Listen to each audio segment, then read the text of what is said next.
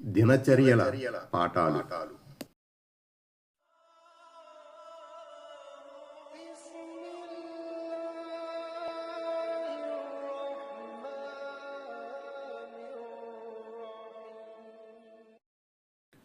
యాభై ఒకటి.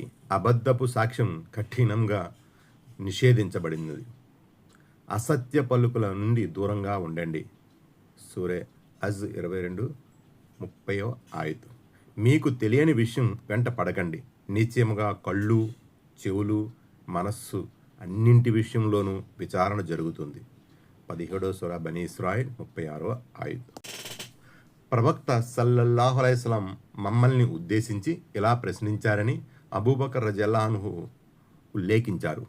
అన్నింటికంటే ఘోరమైన పాపాల గురించి నేను మీకు తెలపనా? దానికి మేము తప్పకుండా తెలపండి ప్రవక్త సల్లల్లాహు అలైహి వసల్లం అని అన్నాం. అప్పుడు ఆయన అల్లాహ్తో ఇతరులను సాటి కల్పించడం, తల్లిదండ్రుల మాట వినకపోవడం అని తెలిపారు.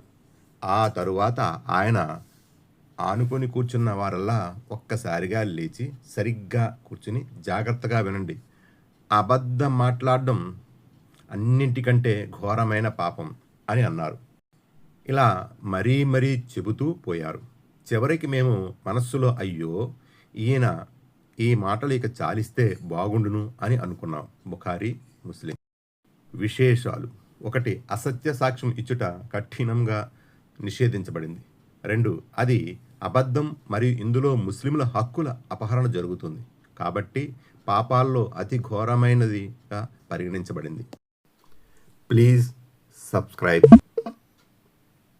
Touch bell, all, like this video, subscribe, get notified.